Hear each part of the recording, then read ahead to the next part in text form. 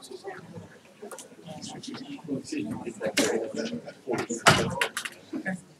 just wherever you tell me to do. It's like a whole lot. Just taking directions. We're custom. Hoover Board of Education meeting is now called to order. If you please join me in a moment of silent prayer.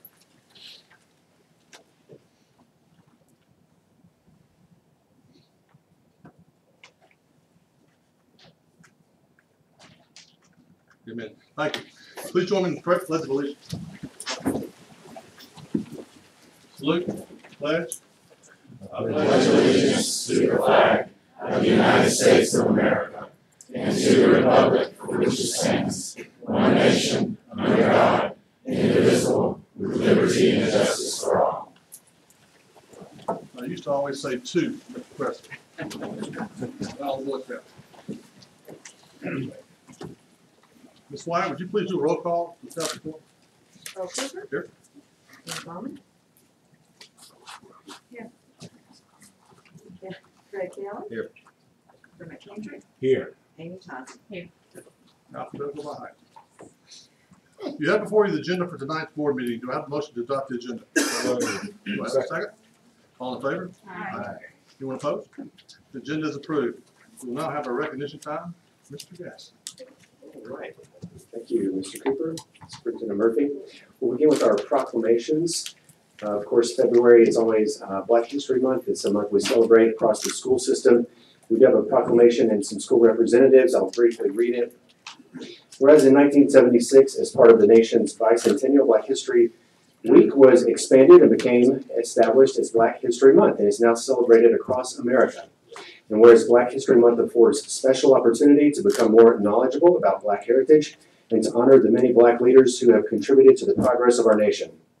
And whereas such knowledge can strengthen the insight of all citizens regarding the issues of civil and human rights, and whereas Black History Month calls for our nation's attention to be the continued need to build a society that lives up to its democratic ideals, now therefore be it resolved that the Hoover Board of Education acknowledges and celebrates these democratic ideals and acknowledges and celebrates civil and human rights and acknowledges and celebrates the many contributions that African Americans have made to this great nation. So, representing our two high schools tonight, we have Helena Young and Tanya Morris, faculty sponsors of GMAC, the Girls Minority Achievement Council, Spain Park High School, and Miss Donna Smiley and Sabrina Jemison, the faculty sponsors of the Minority Achievement Council.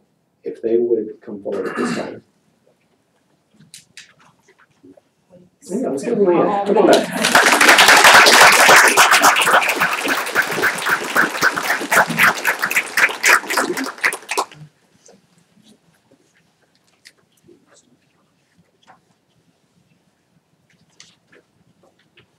First, we'd like to thank the board. Good evening. What we do is the Minority Achievement Council was started many, many years ago, and it was an opportunity to give those a voice for the voiceless in the area that is a minority.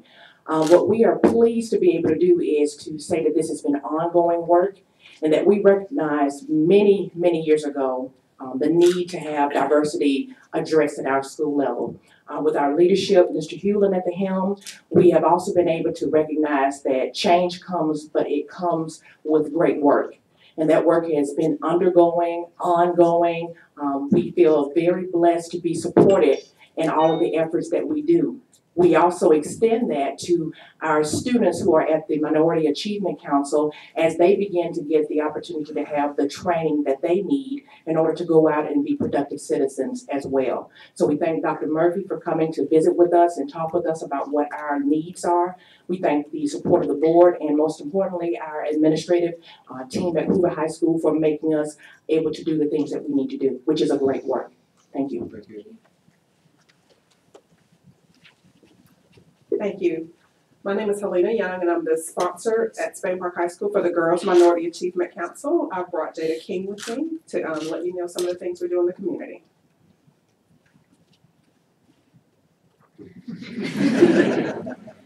Hi, I'm Jada King, and I'm the president of GMAC at Spain Park High School. The things that we do at GMAC is that we make care packages for the teachers and the community at our school. We also plan school events, like right now we have Black History Month coming on and we're aiding in trivia participation with our principal, and we have Museum in Motion, whereas they are in our library right now showing different events of Black History Month so students can be aware of other things besides Martin Luther King and other Black history people. And we also help students who are achieving in their grades that are minorities, and we help them with tutoring so they can get recognized for their good grades. Thank you.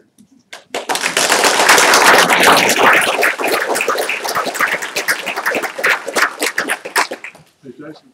So I'm gonna make a quick testimonial. Over 10 years ago, back when I was on the foundation board, I got involved with Minority Achievement Council at Hoover. And to put in perspective, Kermit, it was back when Josh Chapman was here as nose tackle and certainly went on to play for Alabama as nose tackle and into the NFL. And I got to see firsthand what these kids do for kids.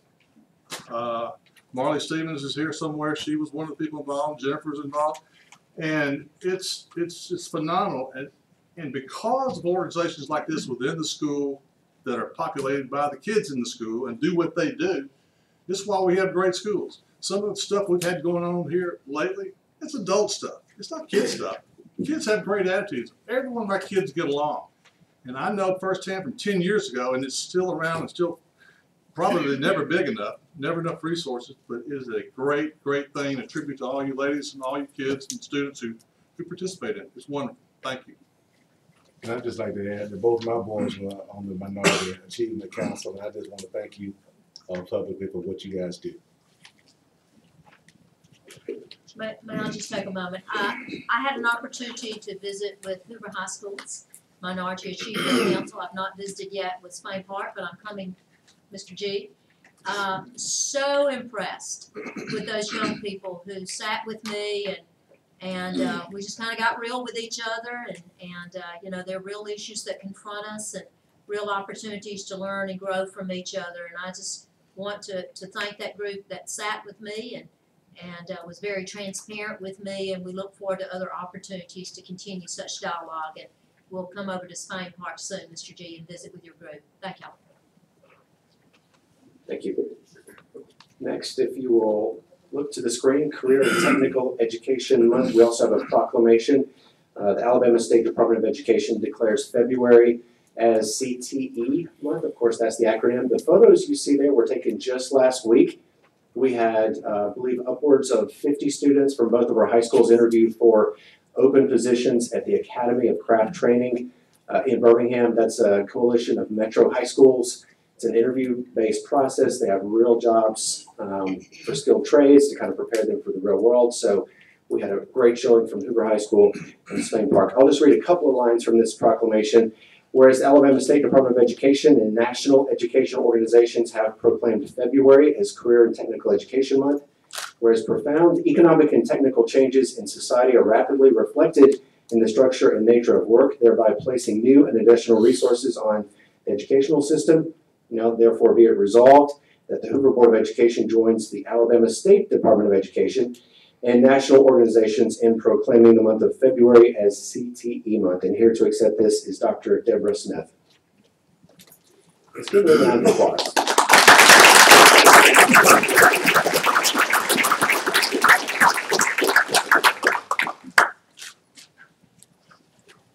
And of course, this is especially poignant considering the opening of River Chase next school year, or excuse me, 2019.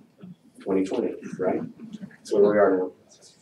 National School Counselor Week. If some of our school counselors will be making their way forward, I'll read a couple of lines from this. Whereas school counselors are employed in our schools to help students reach their full potentials, and whereas school counselors are actively committed to helping students explore their abilities, strengths, interests, and talents as these traits relate to career awareness and development, and whereas school counselors help parents focus on ways to further the educational, personal, and social growth of their children. Now, therefore, be it resolved that the Hoover Board of Education joins the American School Counselor Association by proclaiming February 5th through 9th, 2018 as National School Counselor Week. And accepting this is Miss Marley Stevens, who has a few words for us. I'm just going to share just a little bit about school counselors. School counselors care for the social, emotional, academic, and career planning needs of students in grades kindergarten through 12th. The life of a school counselor is never dull. In an average day, we teach a kindergarten class what it means to be a good listener, comfort a student whose parents are divorcing, help a new student find friends to eat lunch with, mediate a peer conflict while modeling appropriate conflict resolution skills, teach a lesson on learning styles and personal study habits for success, listen when friends have left a middle school girl out, contact DHR to report the abuse of a student without losing all composure, help students set academic and career goals after receiving a lower than expected ACT score despite their best study efforts, and celebrate successes of students at awards day and during scholarship presentations, or even just the success of pulling a grade from failing to passing. And we bask in the knowledge, knowing that we made an impact one child at a time on our students. Thank you for allowing us the privilege of being school counselors in Hoover City Schools.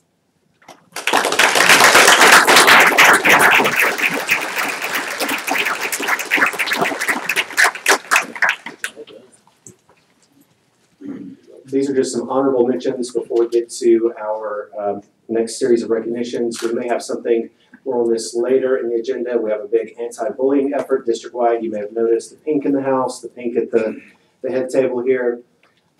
National Signing Day, that was last week. Around 50 athletes combined from 2 of our high schools. You see the photo there, that's not even all of Hoover High School, so I couldn't even crop that the way I needed to. So great coverage there.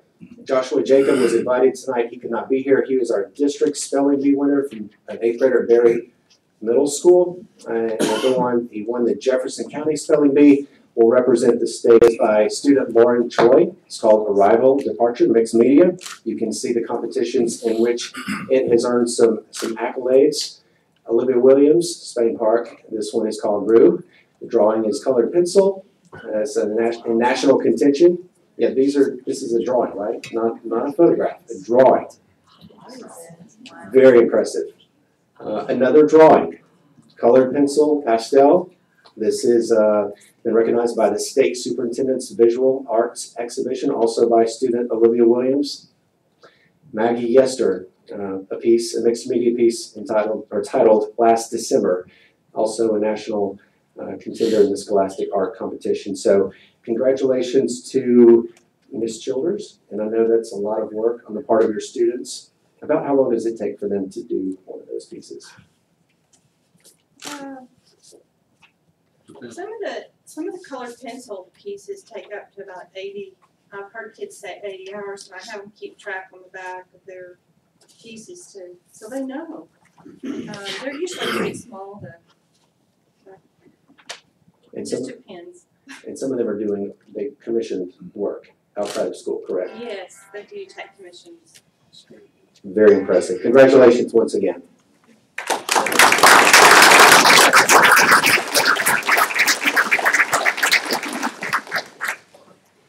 This was a reluctant honoree here, let me tell you. I twisted his arm. Yes. We had to make a call from the top to get him here. Mr. Gene Grosso, would you make your way forward? We'll make this quick, but it's huge, huge. Obviously, he's the principal of Spain Park High School, but in a prior life, he was a baseball coach and led a lot of athletic efforts from the collegiate level, high school level, you name it. So he has been named to the current class of the National Junior College Athletic Association Baseball Hall of Fame, a 2018 inductee. So we want to congratulate Mr. Larry Giangrosso.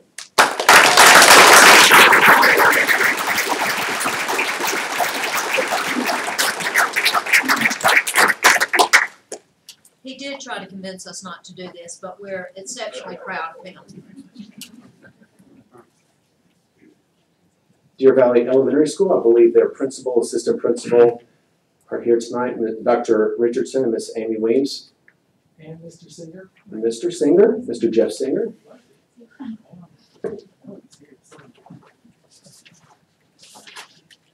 Deer Valley has won a national recognition just this month, just in February. A 2018 Alabama School of Character. The only other school in the state was Mountain Brook Elementary School to win this award. We celebrate with Dr. Richardson. And we want you to know, character is a big focus across Hoover City Schools and statewide. The 1975 Code of Alabama initiative mandates 10 minutes per day of character education. Many schools exceed that, of course. And of course, we have the Robert O. Finley Committee for Character Education that supports us in many ways. So congratulations to Deer Valley Elementary School.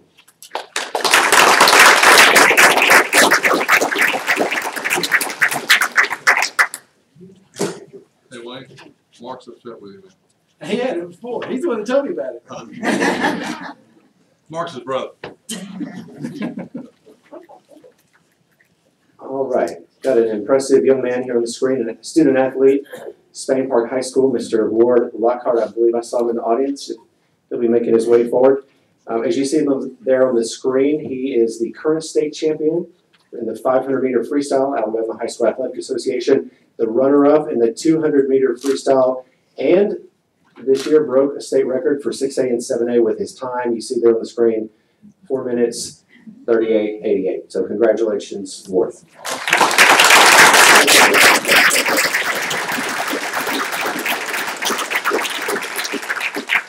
And our Ward's parents, are they here? Would you please stand? We'll congratulate you as well. Thank you.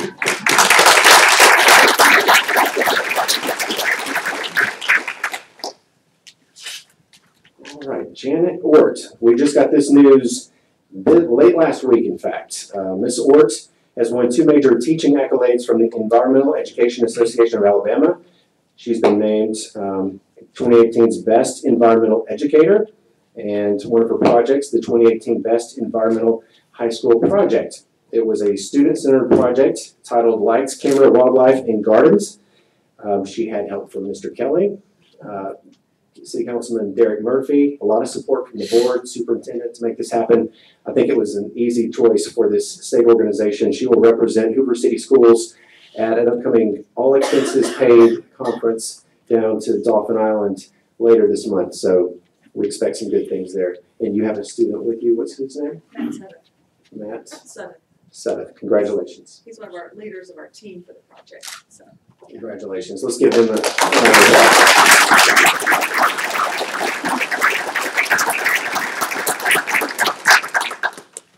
surprise, Tina. We have a great accolades here with our Chief School Financial Officer, Ms. Tina Hancock. She's been named a finalist in the Robert L. Morton Outstanding School Business Official Award, a very prestigious statewide award. We understand that will be coming in May, possibly, when we find out. Of course, it's sponsored by the Alabama Association of School Business Officials, so congratulations, Tina.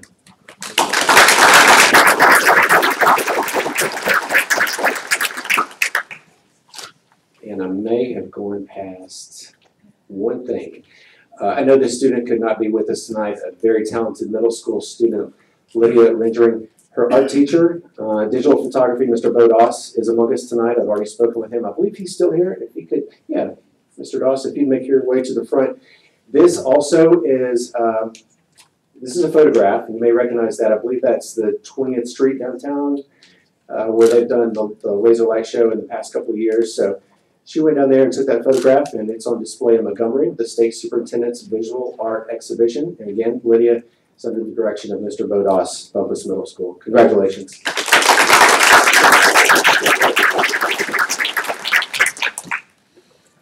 And unless we have one more? Oh my goodness, excuse me. Miss Diana Miner, she would make her way up here. And Danielle DeLuca. We do have a few more. I'm sorry, these got out of order. We have two just so many good things going on at Hoover City Schools. She's got her certificate here.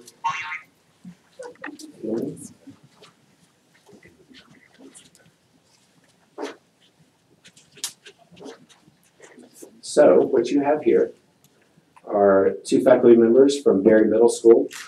Their student literary publication has been honored nationally by the National Council of Teachers of Excellence for their magazine, The Phoenix.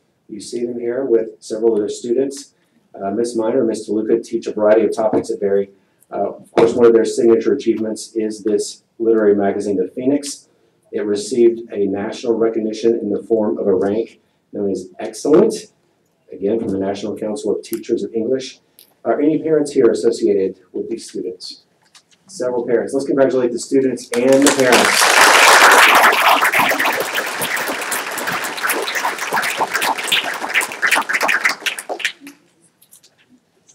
And we do have a copy of the magazine for our Board of Education members, so big stuff here. And I've been to their classroom several times. They bring in speakers throughout the year. It's a very interactive, engaging process with the students, so congratulations to you. Can we get a formal photograph, Casey? Thank you.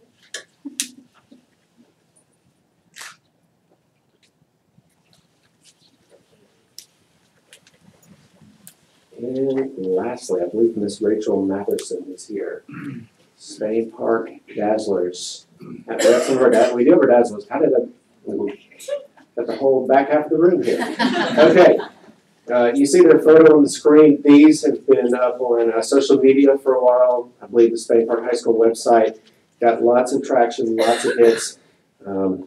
They were down in Orlando. I believe you got back last week. And as you see on the screen there, top 20 in the nation, small varsity hip hop division, Universal Dance Association Nationals. So congratulations to the Spain Park Dazzlers.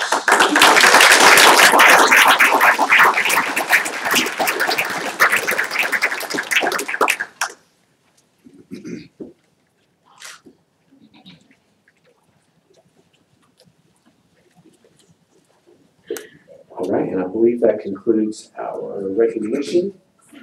Anybody wants to be recognized for something? I would like to recognize a group we have from Judson College. Where are my Judson College friends? Have they gotten back here yet? Yes, there they are. These students are at Judson College. They're most of them interested in education. We have Dr. Leslie Sheik, who's with us. And this is their second year to come by and visit with me and to spend some time with me. I'm always privileged to have time with our Judson College students. And they also stay and enjoy a board meeting with us. So thank you for coming and visiting with us. And as I've said to you already, should we be able to be helpful to you in the future, we're delighted to do that. So thank you, Dr. Sheik, and to your group. Thank you.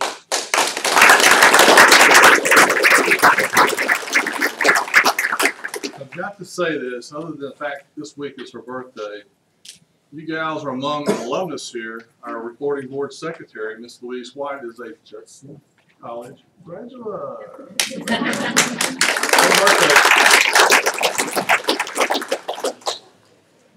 Okay, public participation. Anyone say anything tonight?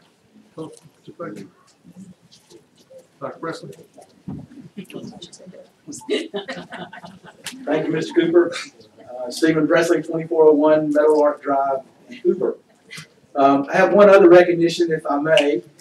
We have Mr. Coleman Poole with us tonight. Coleman is a junior at Hoover High School. He is here tonight, part of Troop 21 Boy Scouts, getting his citizenship in the communication merit badge. So congratulations to you, Coleman. He's almost at that point you get to eat. Also, Mr. Kelly, happy birthday. So, would like to come on behalf of the core departments at our high schools and middle school to thank Dr. Murphy, Dr. Simmons, Jason, Gaston, and Ms. Bauman and Ms. Tosney for your attendance Friday night at the Hoover, 3rd Annual Hoover Show Choir Showcase. Very exciting time to have our students perform and show some real talent. A lot of hard work goes into those performances. I'm sure, though, as you were there, you noticed that our facilities are a tad bit small. Coach G, thank you for letting us use your facility as the 400-seat largest auditorium in our city. It was just small. So I come to you tonight. I see you have capital outlay on the agenda a little later, and I'm sure this is a little bit more than was anticipated on that outlay. But I come to you tonight petitioning you as a board to begin the process of developing a performing arts center for our school system. It's time.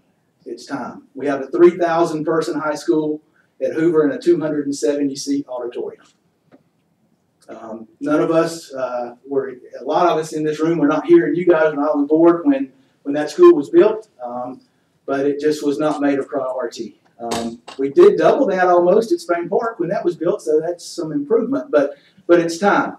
We had the opportunity Saturday night to attend a performing arts, a show choir performance at the East Alabama Performing Arts Center, which is located on the campus of Opelika High School.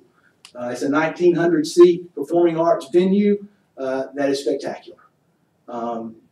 It's time. It's time. It's past time. We got a lot of things going on, a lot of big things coming on as far as construction projects that are going to require a lot of money. It's going to take some drastic steps, I know, to do that. So we just need to throw this one in there with it. Unless somebody has about $20 million they would like to donate to build a performing arts center, I would urge you as a board to seriously look into this. Our students deserve it. Our faculty deserves it. Our city deserves it. To have a place for our students to be able to perform and not have to have the situation that we had at Spain Park, where some were able to watch it there, some had to go into the cafeteria to watch it on closed circuit. These kids deserve the absolute best, and I would appreciate your attention at looking into that. So, thank you. Excellent performance on Friday evening. I did have to borrow $5 from Mr. Presley in order to get in. He told me I didn't have to pay, but I hit him up for $5, so I'll pay you. And that is de minimis value, less than 25. It was only 5, you're good. Exceptional performance. Really enjoyed that. Every year it just gets better and better. Thank you. Hey, Stephen, thank you for your 5 years of doing this and staying involved, carrying the torch. Absolutely. Any other public participation? Hello, I'm Catherine Stewart, and this is Casey Kane, and we are district interventionist here in Hoover, and we are talking tonight about what y'all previously mentioned, Be Kind Week, which is February 26th through March 2nd, and on February 28th, which is that Wednesday, all of Hoover City Schools is going pink. It's my pink shirt. And it's to stand up against bullying. And I think we have a very short video. A very short video that kind of says why we're doing this. It's like 3 minutes.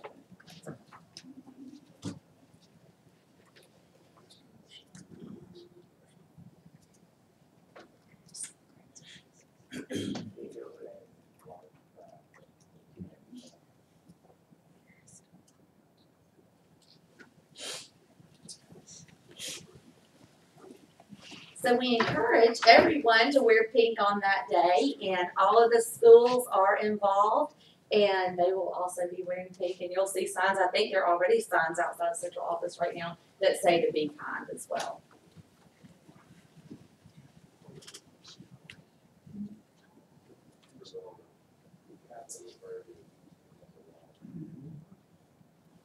This may not actually work.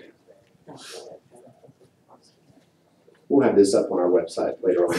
Yes. How about that? That'll be great. Thank you. Thank you. Thank you. Thank you.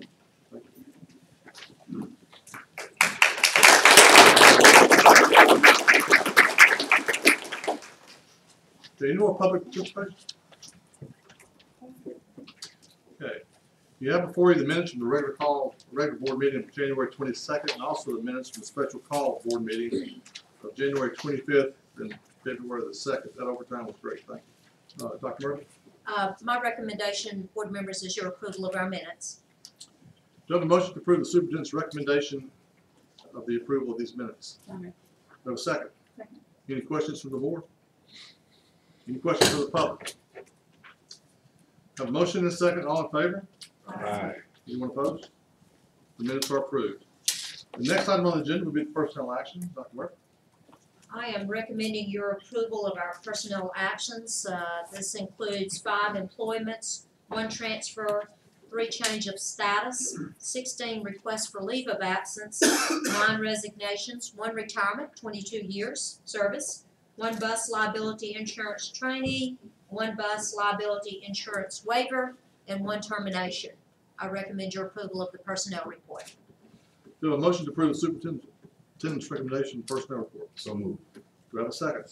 Second. Any questions from the board? I've got one. Mary, how many people did we do exit interviews on? For the resignations? How many? Yeah. We're not getting a lot of good feedback. We've tried doing it the electronic version. Now we're sending both electronic version plus a hard copy.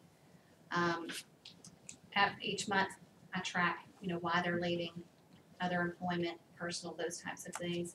But we're just not getting the feedback that we would desire. Any questions from the public on personnel report? When you say not good feedback, meaning that the feedback that comes in is not positive Oh, or yeah. non-responsive? Thank you for clarifying. the quantity of feedback. So it's we're not getting the input. Very, very rarely. We try to call when possible, but it's just, sometimes people don't want to take the time to do it. Have a motion and a second, all in favor? Aye. Anyone opposed? Personnel report is approved. Business actions are before you as well. Dr. Murphy? Board members, Tina's going to present to us. We'll be asking your approval of the monthly financial report for December 2017, our cash disbursements for December 2017, which is $3,048,339.17, and also requesting with this payroll for January 2018, $7,357,643.53. Tina's going to fill in a little bit of the void there and ask for approval. For the December 2017 financial report in fiscal year 2018, you have before you the summary financial statements that include the general purpose financial statements and reconciled bank statements for December 2017. For the FY18 budget, 31.92% of budget revenue has already been received for the 3 months ended December 31st. The variance as compared to the prior year at December is favorable $7.5 million. This variance is attributed to an increase in sales tax and ad valorem property tax. The ad valorem auto taxes reflect a slight decline, but we hope to catch that up. The results of operations represent 3 months of activity. Approximately 25% of the budget should be anticipated to have been spent at this point.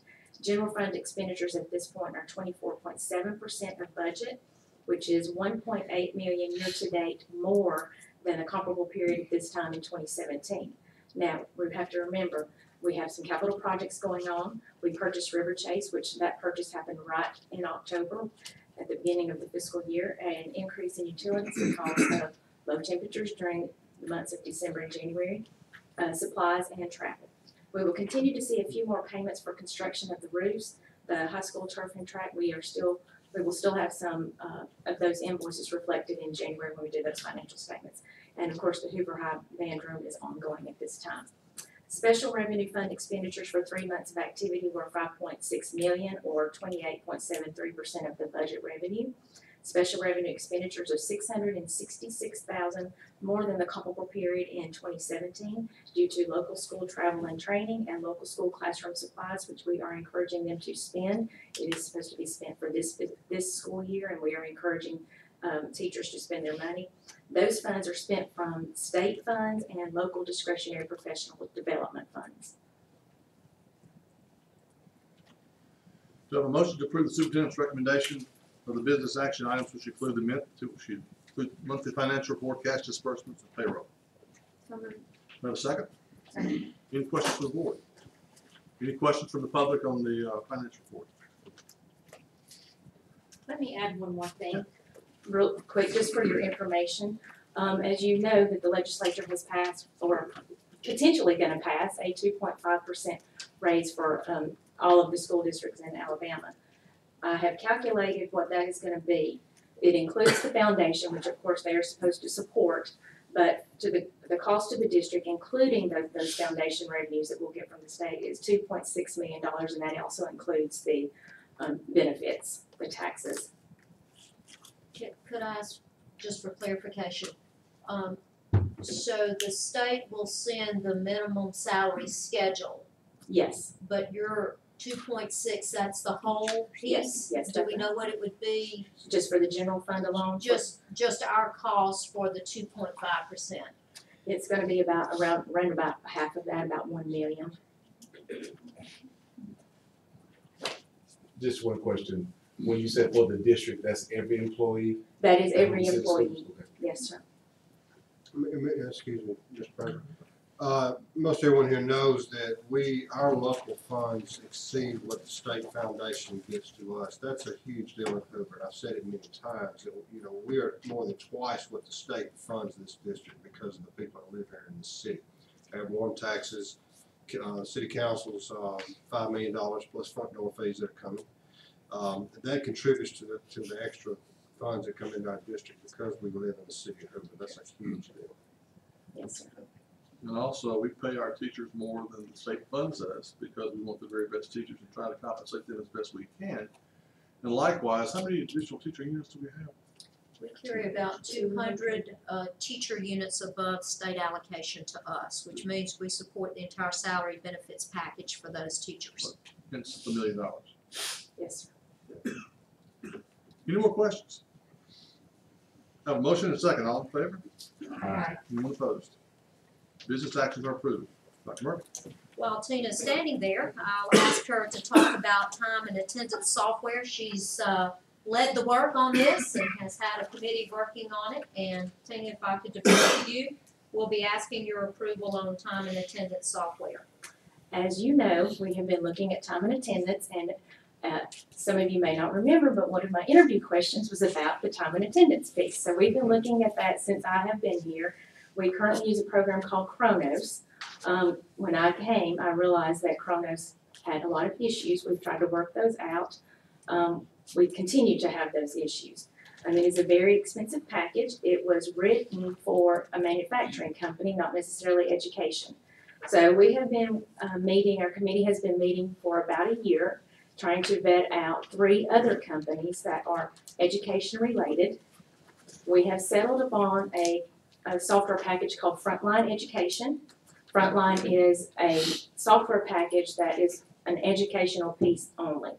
There are several systems in the state that use it already, but it also works with our SubFinder program. That is also one of their packages that they write, so this works automatically with software that we already have, which will make the learning curve for faculty a little bit easier since it's something that they've already been using. So with that, some of the costs, currently an annual expense for Kronos is $285,000, and that's what we spent in FY17.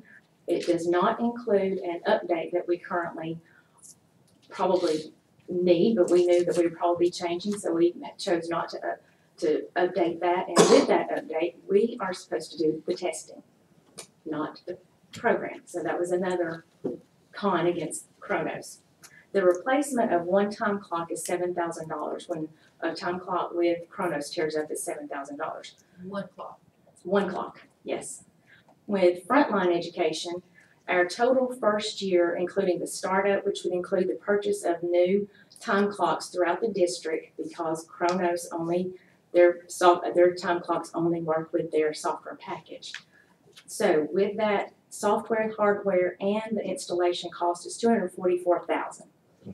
Every year thereafter, we only pay for that support and that software of $62,000. So, yes, when you compare it to what we've been annually spending for Kronos. So, we will see a considerable savings after year 2 or with year 2.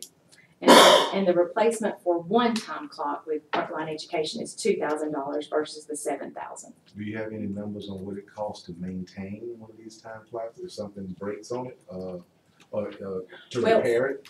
Well, we do have a 3-year warranty on the Frontline Education, so it's fully warranted. But again, it's $2,000 if it completely tears up. And how many time clocks do we actually have? Is it just one in each school? No, we have several. We have a total of around 70. Okay. Yeah, we have a lot of time clocks. We try to make it somewhat convenient where faculty members are entering and leaving the building so that they can go right by the time clock. You mentioned, looking at 3 companies, is this a bid process we have to go through? It is not. I actually talked with the attorney today, and we are looking at the, he's looking at the contract, with Steve Stein with Witt's office, but they are actually a sole source and proprietary provider because they are the only software package that we looked at that automatically interfaces with our SubFinder program. Of course, they wrote that program. The other 2 systems that we looked at, it would be a manual export-import process to get that data into that time clock piece. Can you step us through how this would work? So I'm an employee of the school district. Like as far as clocking in? Clocking out and all?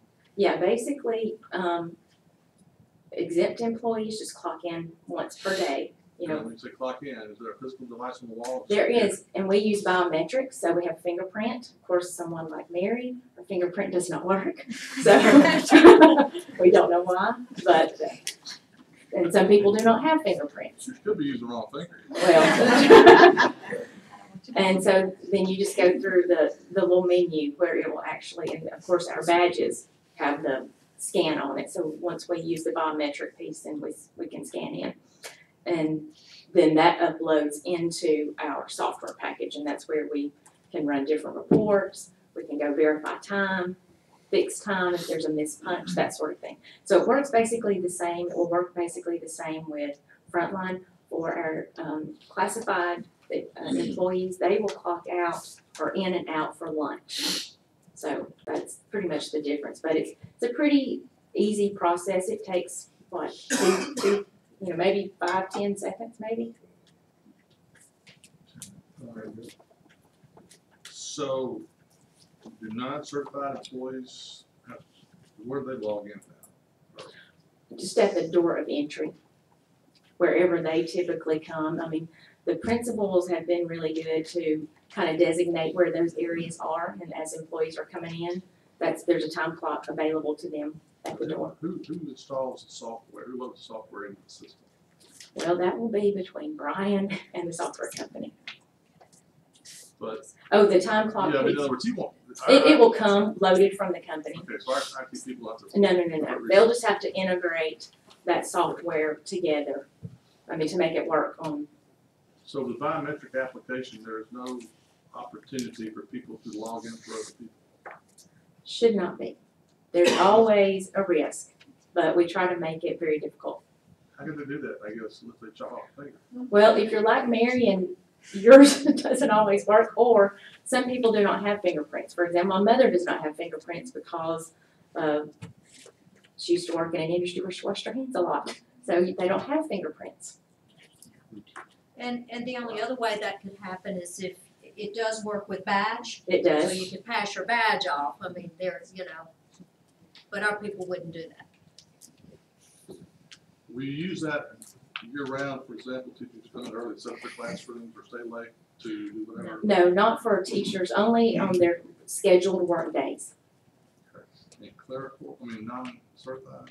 Everybody clocks in Hoover. Because this is going to be a huge plus on tracking non-overtime or. Yes. Yeah, we can always. Not certified people. Yeah, we can still track it with what we currently have, but this is much more user-friendly, and the reports are much easier to generate, and so it's going to save us a lot of time and productivity. Well, thank you for going through the effort to chase this down. It's always a big change when you go through something like that.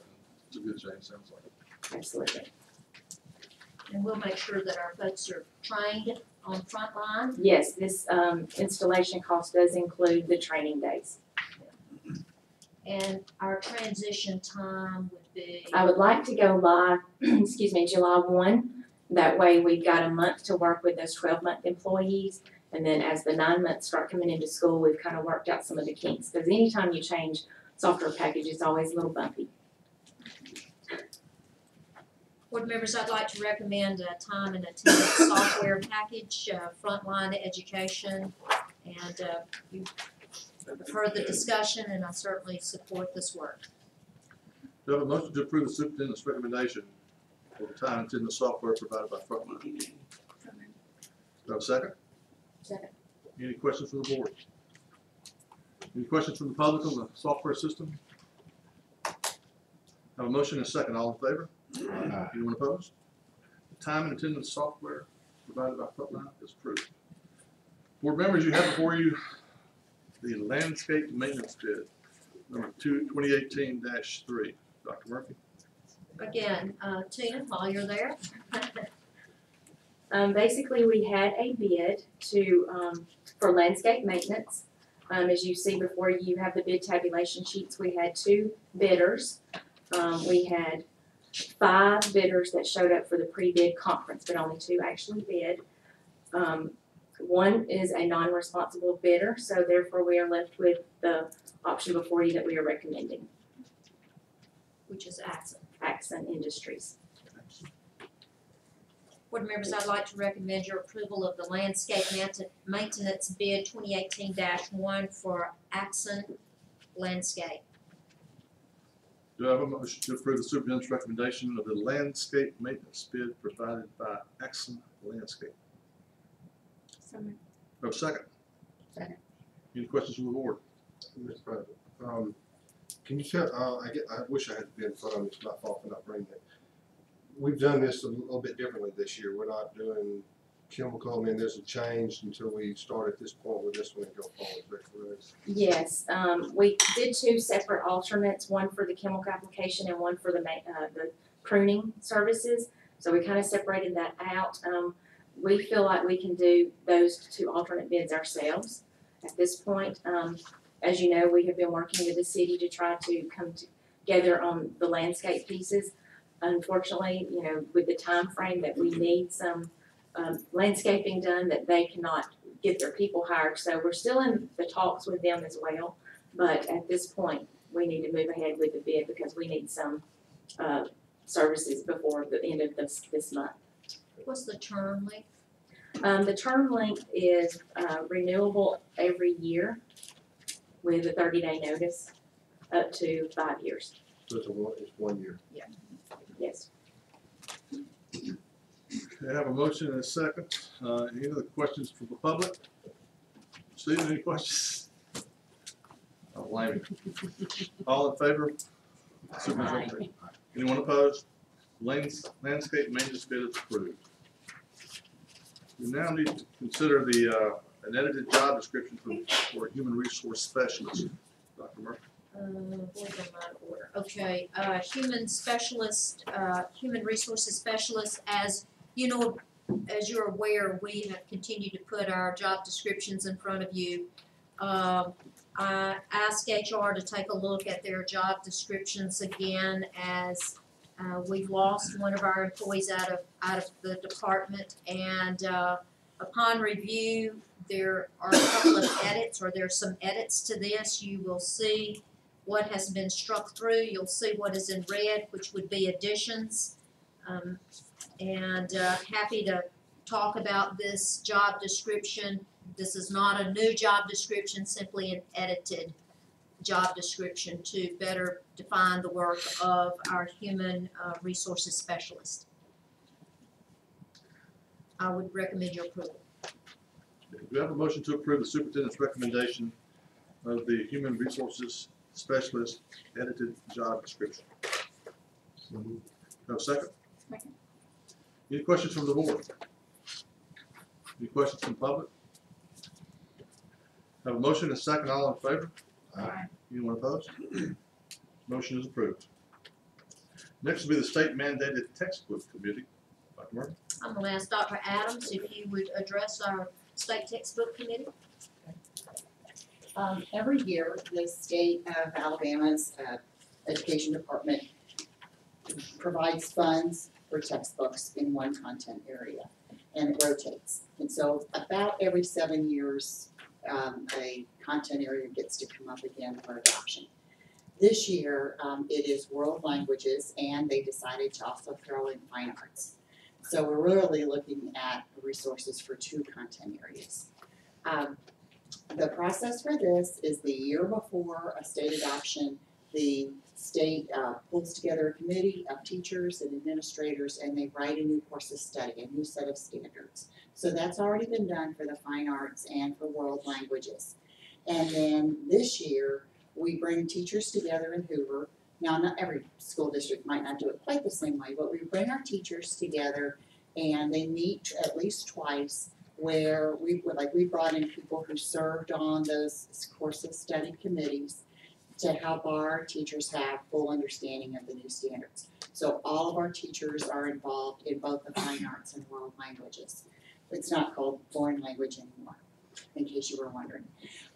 So we've already begun that process. And then what you have before you tonight, the state asks and requires of every school district to pull together some teachers, some parents, and have them be part of the review process for the new materials. So while our teachers are all busy writing new curriculum guides already, they're in that process, then they'll be reviewing materials, and then we will invite parents who you're going, I hope you'll approve tonight, and all the voices for the schools that are involved will be all heard, and they'll hear presentations by our teachers about new materials for next year. And so we are following all the state guidelines and rules for how to do this. So every year we come and bring you a new group of volunteers that have offered to serve on the textbook committee. I believe Ms. Baumann has served very gratefully. We were so grateful that she's helped us in past years. So we bring before you this new group. Do you have any questions? Would you call their names, teachers and parents? You know, I do not have the list in front of me. I am so sorry. I was hoping you would call these names, because I may struggle with a few of these names. And the schools recommended all of these, and so I hope I say them correctly too.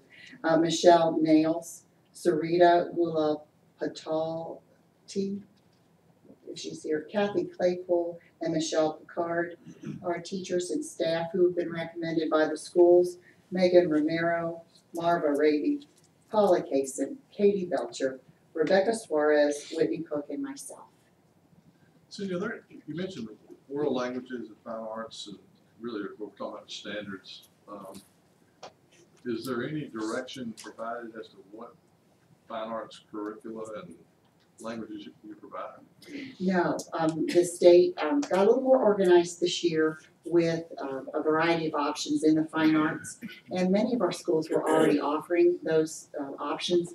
Sometimes we have to write waivers and ask for permission to change a course title. They're more organized this year, so that's really helpful to us when we're trying to program that into a master schedule. As far as world languages, because of revisions that have been made to the diploma guidelines in the last 6 years, all over the state we have seen a decrease in the number of children taking foreign or world languages because some of the universities are no longer requiring it, and in the state they have said the kids can take electives in world language, in fine arts, or in career tech. So they have really encouraged a wider range of electives that will still allow our children to get a diploma that will lead them into college. So, but you know, if you're going to go study sculpture in Italy, you need to know Italian. That's good. That would be my lifelong dream to do that, perhaps. Another lifetime. Board members, I'd like to recommend your approval of the parents and teacher staff for our textbook, state mandated textbook committee. Do I have a motion to approve the superintendent's recommendation for approval of the textbook committee consisting of teachers and parents? Do I have a second? Second. Any questions from the board? Will students have to pay for the textbook? yeah. Any other questions? Any questions from the public? Now granted, we probably will not get enough money from state textbook monies to pay for our books, but we obviously make up that difference for those books. I have a motion and a second. All in favor? Aye. Anyone opposed? The recommendation is approved.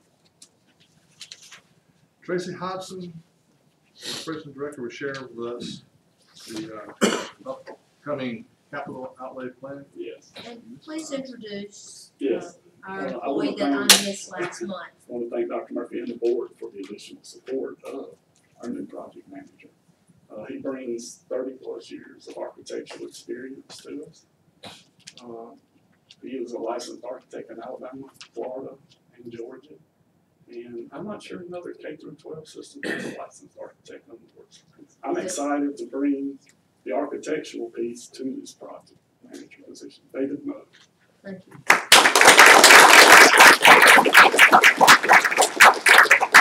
You're also excited. You might be able to get a good night's sleep every once in a while. Maybe. I'm so thankful. Okay. Thank you guys for the additional support. Just a brief rundown of where we are on our capital outlay projects. We are 100% at Spain Park on our field and turf. Hoover, we still need one more layer on the track and striping. So I have Russ Russell with Warner Athletics here, if there's any questions for him, or Sean with Lathan, but What is the expected time for completion? We're done.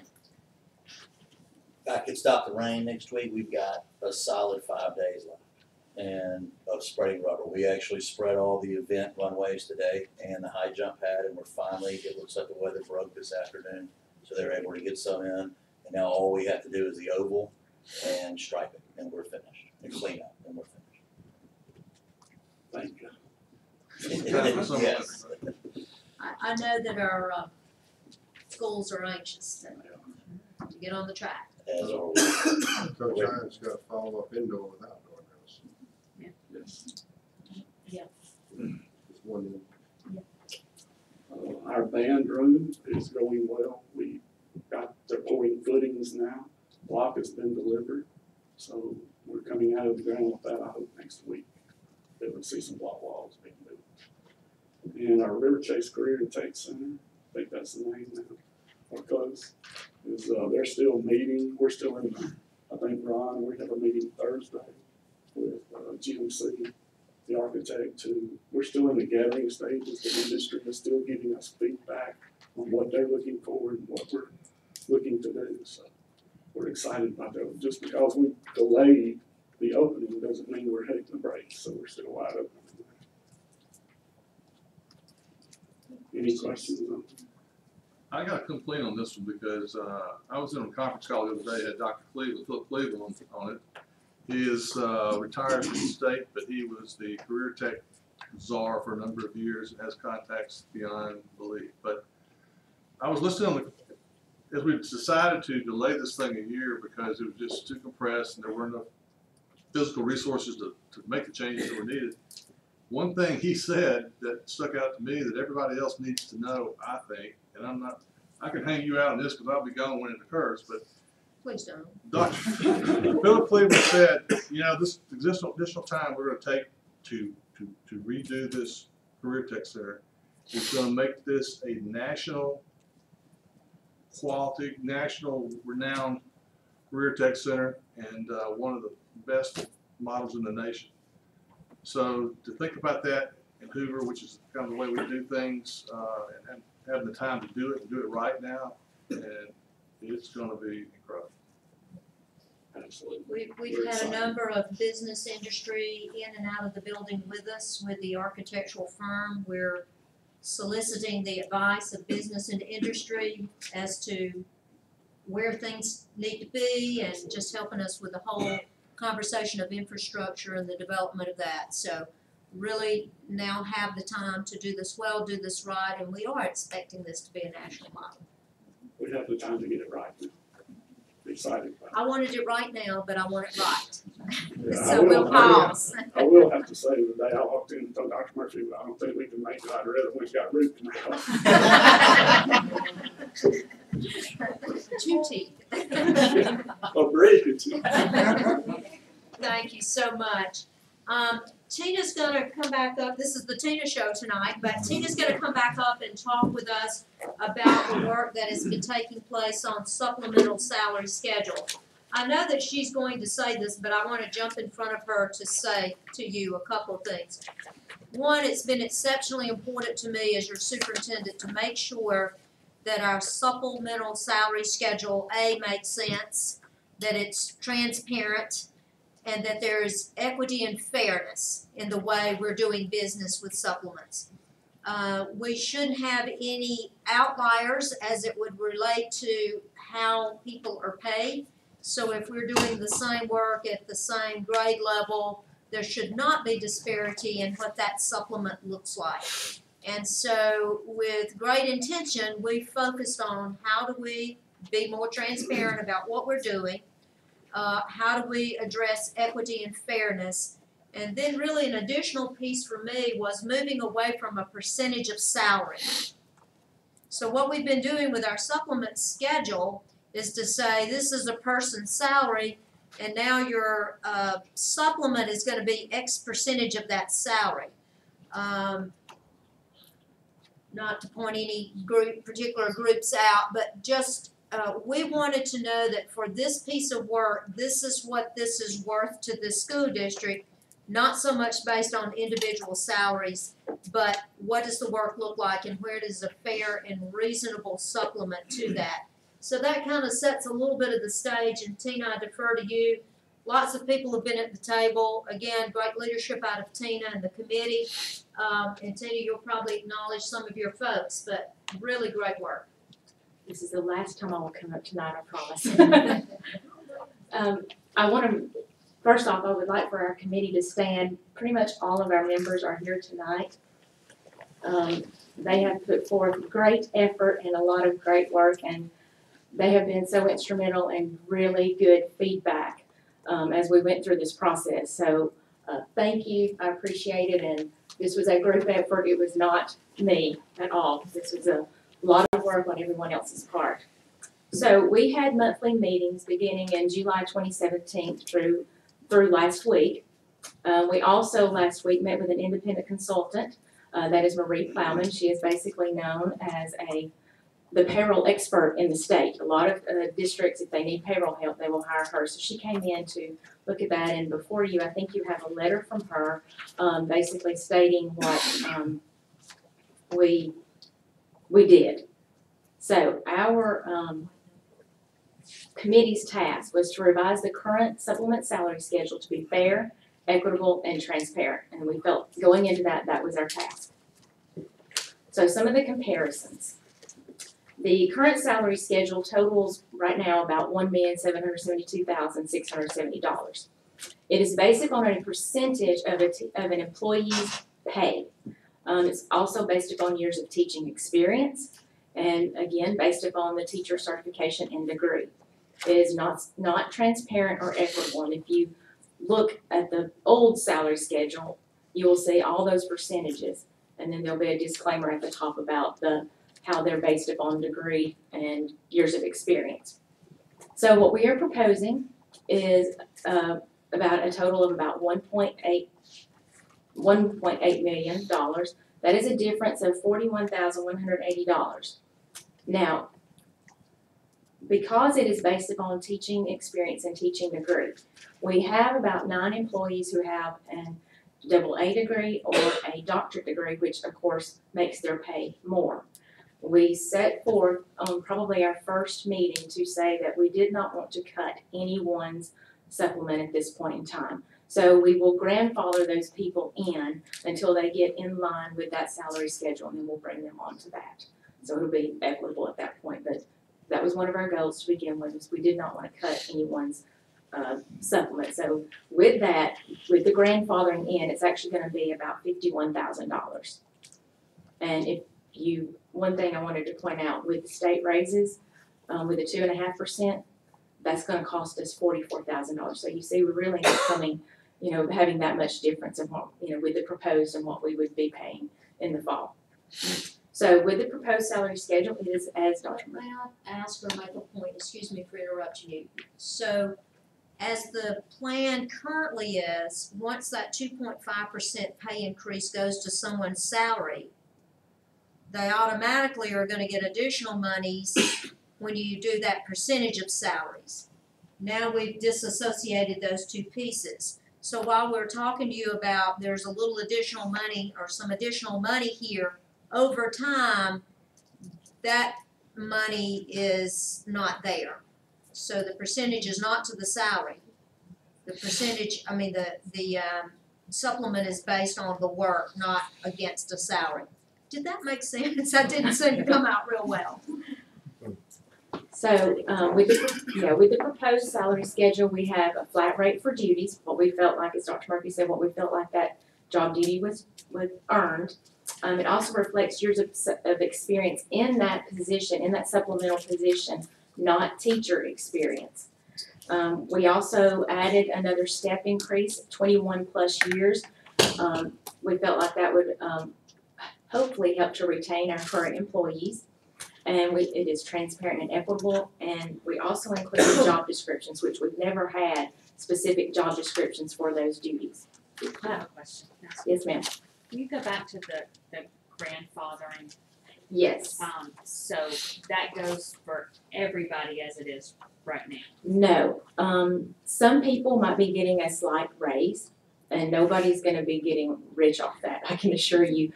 But, like I said, those people that have AA or doctorate degrees, they were already receiving a higher rate of pay because it was based upon degree and experience.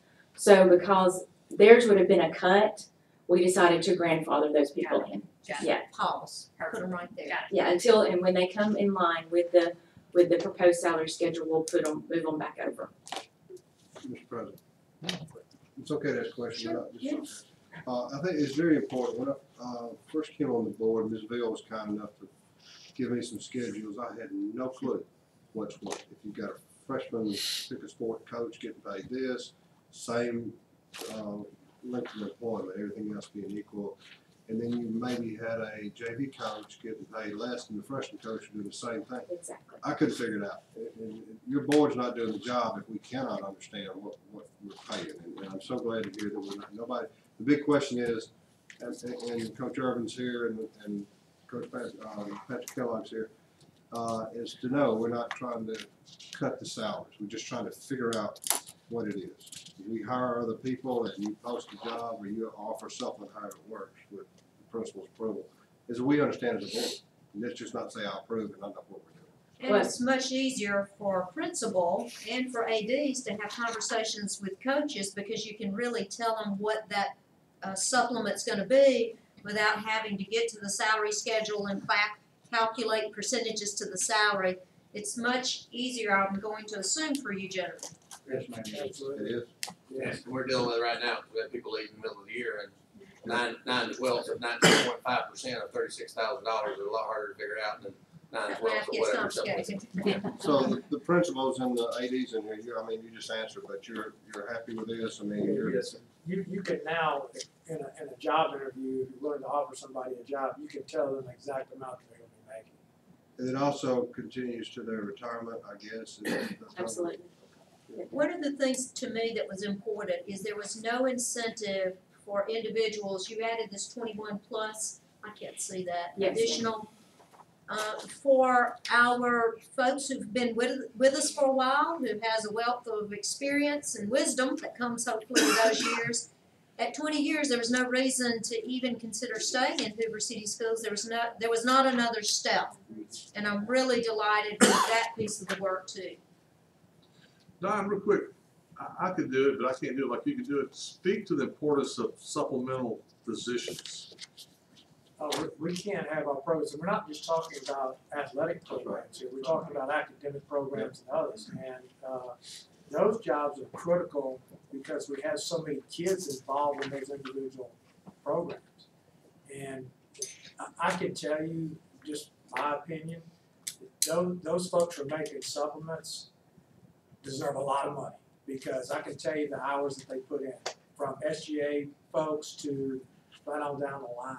And so it was becoming more and more difficult to find people because it's, we couldn't figure out what we were paying them.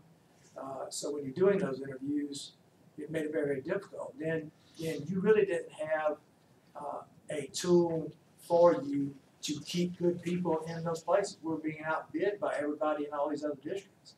And that's for academic spots and for athletic spots. Good.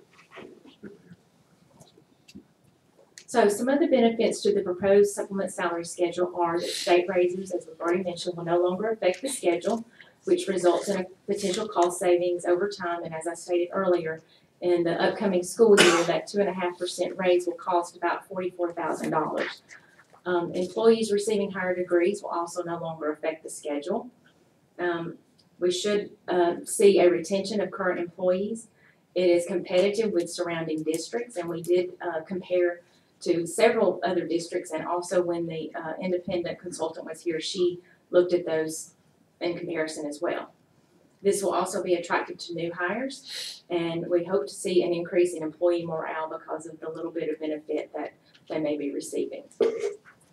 So in summary, the committee consisted of 15 teachers, directors of fine arts, athletic directors, school administrators, finance personnel, payroll personnel, and human resource personnel.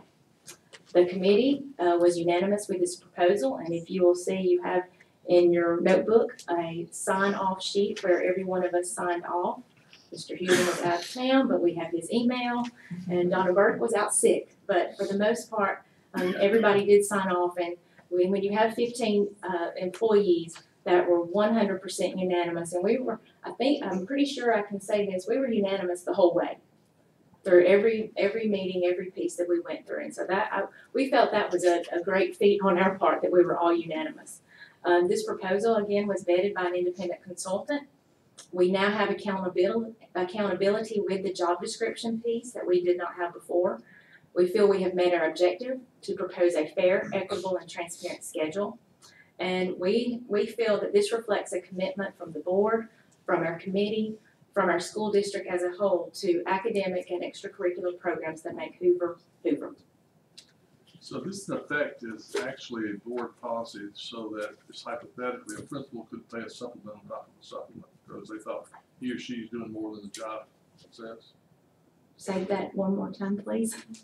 Well, you got a supplement schedule, and I guess it's a policy of sorts, so there's not flexibility where somebody can pay an additional supplement on top of the supplement. Well, I guess, we've not had it happen, but I guess if the principal decided that the school wanted to pay a little more for some extra duty along with the same duty that they're doing, they could choose to do that, but not as a district. That would need to be reported to us. Exactly. And then have to go through payroll. Yes, yes, So there would be a way of, a review for that. yes. And that would come out of like a discretionary fund. of Municipal some sort. discretionaries. Yes. Well, from my perspective, I think it's people everybody's perspective. This and the facilities use agreement and all the work that you got them and you and your staff have done to run this thing to ground and to get this school district operating like a machine, a business machine like it should, so we know exactly what things cost, no matter who uses the facility.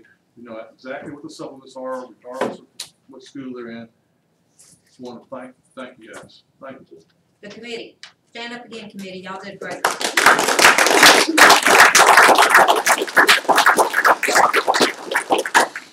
There's so many terrific things about this work, not the least of which is, remember that we were paying supplements and we really didn't have a description of what that work looked like.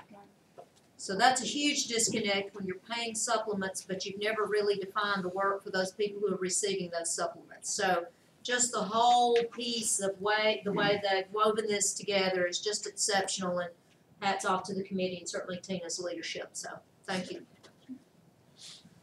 Thank you again. Dr. Murphy, Superintendent's report. Now I'm lost now. Let's see.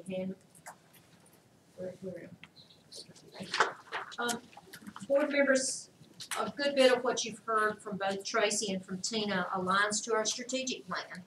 And one of the commitments I have to you is that at least every other board meeting or so, I want to come back to the table and talk to you about how we are addressing pieces of that work. And so you have behind your tab in the white notebook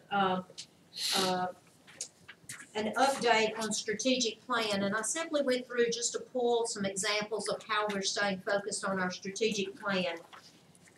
So under the goal 2, human and financial resources, our objective was a long-term care of both our grounds and capital outlay, and that we'd have a 5-year capital outlay plan. And you've heard Tracy this evening talk to you about that capital outlay plan. All the things that he discussed are a part of our 5-year plan. And so we are well on our way to addressing our turf and track and band room and the career center, all those being a part of the 5-year plan. Also under Goal 2, Human and Financial Resources, Objective C is to increase revenue and to decrease debt.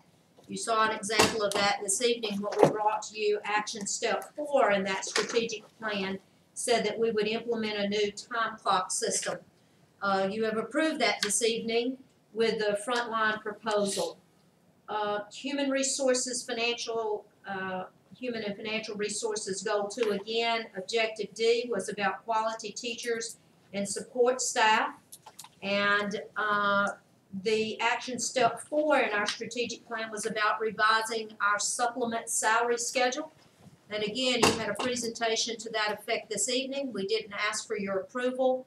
That was informational only, but we'll bring that forth to you next board meeting and ask you after you've had a month to review and ask any other questions to approve that supplement salary schedule. Under Goal 3, Achieving Unitary Status, Objective A was Student Assignment Plan.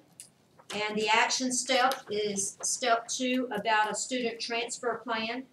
We have provided you a draft, not yet having met all of our obligations with DOJ or LDF. We are pushing that out to them, but wanted you also to be aware that that student transfer plan, thanks to Witt and Dr. Simmons' leadership, others who've worked on that, we're well on our way in terms of that step. Under Achieving Unitary Status, Objective C, Ensuring Equity in Transportation, we had an action step that student attendance assignments would be contiguous and community-centric. As you well know, on December the 14th, Federal Judge Heikela did approve our student assignment plan. Under Achievement of Unitary Status C, again, Ensuring Equity in Transportation, we had as one of our action steps to maintain the State Department's approval for the 2-mile waiver. We did get approval of that from former State Superintendent Michael's sentence, and so we're pleased that that's in place, and the only obligation we'll have in that arena is if we buy new buildings or something that would require us to go back to the State Department. Otherwise, the 2-year waiver is written in such a way that we don't have to take that back to the State Department every year. Only if we have new buildings would we have to take that back. And then a couple of last items under Achieving Unitary Status. Objective E, Clean, Safe Learning Environments. Action Step 4 was about redesigning the River Chase Middle School for skilled trades. And again, Tracy did a nice job of talking about how that redesign is underway, how we're using architectural firms and business and industry to do walkthroughs with us so that we can have that national model in our school district. And then lastly, Goal 4, engaging our Hoover City school community. Objective A was to create a superintendent advisory council. Action step is to set quarterly meetings. I had hoped I would have already had a meeting with Superintendent's Advisory Council, but that first meeting date is set for March the 16th. We'll be getting a letter out to all of those individuals who will be representing different organizations and inviting them to come to the table for our first meeting with the Superintendent's Advisory Council. I share this with you to say that the strategic plan was not something that we just wrote and put on a shelf, but that we are actually walking our way through and using that as a guide for our work in the school district. Very good. Thank you. And that concludes our superintendent's report. Any other information reports, new business? The next regular scheduled board meeting will be March 13th, 5:30 p.m. here. But before you go, Yes. Board members, I'd like to recommend that we enter into executive session. I'd request that the board consider voting to go into executive session. This is a matter that's properly viewed as a confidential matter under Alabama Open Meetings Act. Our school board attorney, Whit Colvin, is with us to attest to that. I just remind our board that we have to vote first whether to adjourn into executive session. And Mr. President, I'd like for us to entertain a motion to do that. And it's my understanding individuals that have to vote yea or nay for executive session. do I have a motion to meet for executive session? So moved. Do I have a second? Second. Mr. President, Yes, make sir. sure that make sure that the motion expresses the reason to go into executive session. So we have to state a reason on the record for it. And board members, we have matters before us related to unitary status, the Stout case, for which I'd like for us to be able to convene for conversation. That would be under the Open Meetings Act, a matter of pending litigation. And I would be willing to certify that that's an appropriate reason for executive session under Alabama's Open Meetings Act. Thank you. Let me rephrase that. Okay.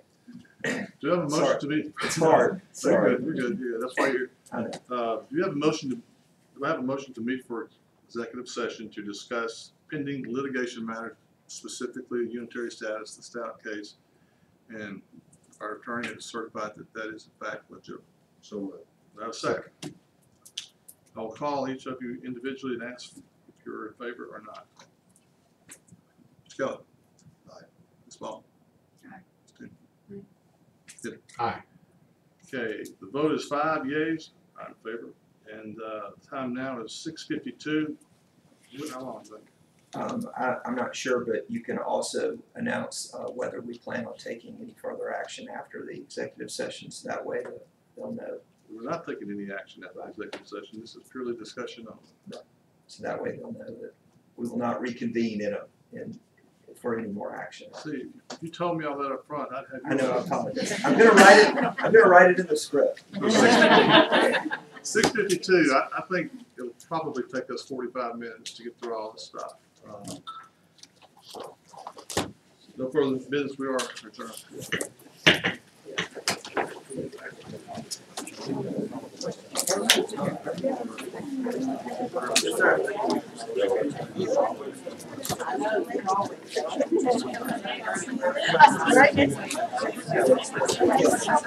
Congratulations.